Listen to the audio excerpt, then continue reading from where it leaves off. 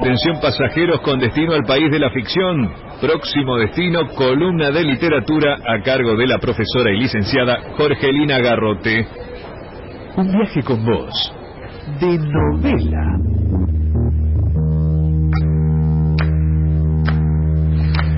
Seis de la tarde, 25 minutos, es el momento de hablar de literatura y se viene Camila O'Gorman. Fíjate que es Una sombra donde sueña Camila O'Gorman, así es el título. Uno por ahí dice Camila y no, es el título así de largo, muy propio de un escritor, poeta y poeta surrealista como fue Enrique Molina, su autor, que fue su única novela esta, publicada en 1973, porque él es una de las voces más importantes y representativas del surrealismo argentino, junto con Aldo Pellegrini. O sea que todo lo que podemos leer de Enrique Molina pasa por la poesía. Esta es su única novela, y como te decía, es de los 70, y ¿de ahí se inspira la película? ¿De ahí toman la película? Mira, es que yo creo que sí, porque si bien hay toda una cuestión de que hay todo un guión, ¿no?, de Lita Stanti con María Luisa Bember, estamos hablando de la película más conocida de Camila, porque buscando me enteré que no fue la única versión cinematográfica de Camila, sino que hubo una primera versión en cine mudo, otra como un intento en la década del 50, y hubo una que se llamó El Destino, de José Batlle Planas, de 1971. O sea que esta sería la primera, que se llama así, Camila, y que fue la más afamada, la más conocida, la que obtuvo la mención para los Oscar en 1985, que justamente este año se cumplieron 35 años en febrero de esa nominación. O sea que también podemos hacer referencia a esta cuestión. Pero yo la traje por esto que yo te decía, de que lo había escuchado el profesor Norberto Sola, hablando en una de sus columnas de amores trágicos, se había mencionado justamente este amor trágico del siglo XIX, en Buenos Aires. Estamos ubicándonos en la peor época de la segunda gobernación de Rosas, en 1848. Si bien acá Camila lo conoce, Camila tenía 19 años y era de una familia muy, digamos, adinerada, de la clase aristocrática de Buenos Aires, y conoce a Ladislao o Udalislao, que era un sacerdote tucumano de 25 años que llega a Buenos Aires.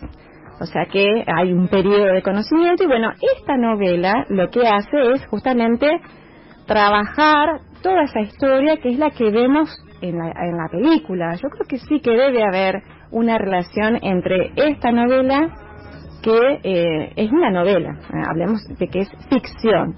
Pero en el prólogo, Enrique Molina dice que así como hay análisis de la historia desde el punto de vista económico, sociológico, también se puede hacer un análisis poético de la historia. A mí sí me pareció sumamente interesante cómo podemos pensar la historia desde una perspectiva poética, y desde la perspectiva de este poeta que fue, como yo te decía, uno de los grandes poetas surrealistas de la literatura argentina.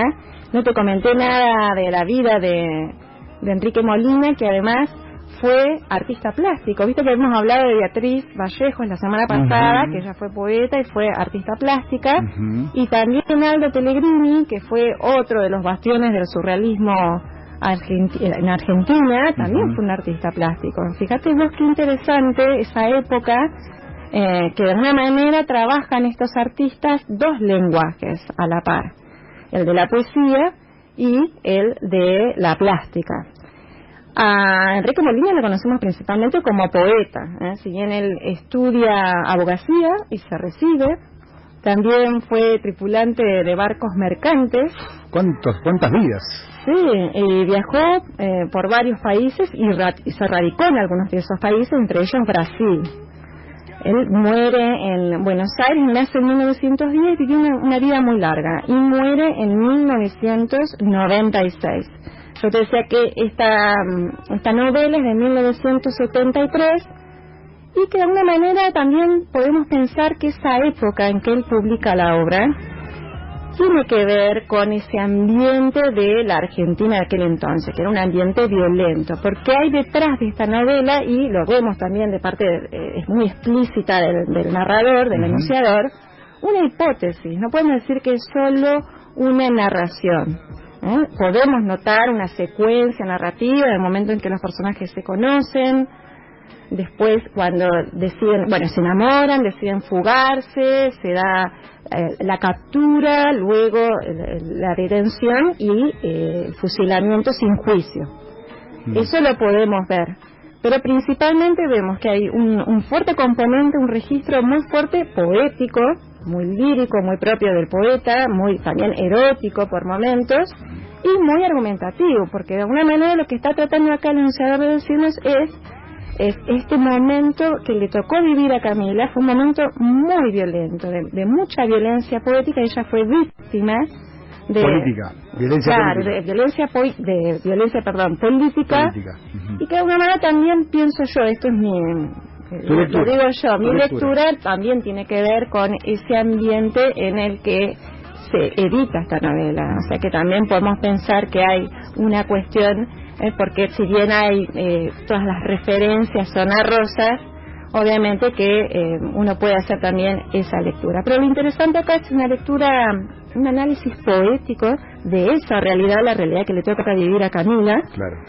Hay mucha descripción, y también podemos notar, como decía Martín Cohen, que hay momentos en que hay libros en que vos te dejás llevar, porque el libro te lleva, y hay otros momentos en que vos tenés que poner como lector de tu parte, ¿no? Porque es un ritmo poético, entonces no prima la acción, sino que prima ese registro. La palabra se vuelve protagonista.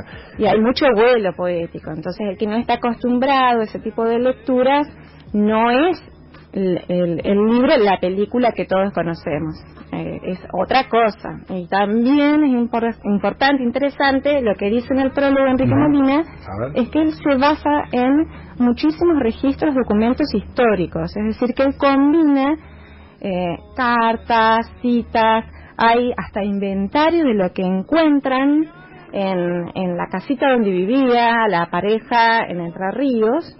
Hay toda una cuestión de registro y de rigurosidad, de querer plasmar en la novela estos elementos que son propios de la historia, de la documentación histórica, que están presentes. Mira, varias cosas que me haces pensar, ¿no?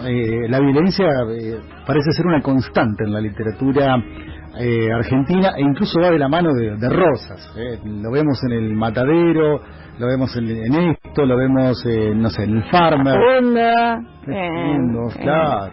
En esta obra Gigante Amapola, de Alberdi, en Amalia, de Mármol, sí, está presente. Está ahí, es el tirano y le calza perfecto a estos escritores como el villano, digamos.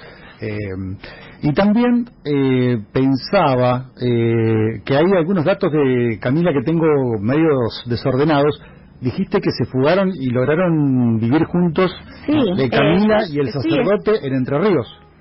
Sí, ellos se fugan, y está acá, tengo un montón de citas, en diciembre de 1847, a mediados de diciembre. Y recién los pueden detener, o sea, los encuentran, porque hay toda una pesquisa. Sabemos que el padre de Camila habla, le manda una carta al gobernador, a Rosas, pidiendo la pena máxima, y hay toda una movida, y acá aparecen todos estos registros de pesquisa, de que pasó por acá, por Luján, cruzaron tal río. Hay toda una movida de búsqueda de los personajes que se instalan en enero de 1848 en un pueblito de Entre Ríos, y permanecen ocultos hasta junio de 1848, un momento en el cual también ponen una escuelita. Sabemos que ella, cuando es detenida con Ladislao, estaba embarazada. De hecho, antes del fusilamiento, ella pide, como no puede recibir el sacramento del bautismo a la criatura, le hacen beber un litro de agua bendita antes del fusilamiento, cosa que ella toma. Lo único interesante dentro de toda esta tragedia es mueren y los entierran juntos. Y acá lo toma como una de las últimas frases de la novela.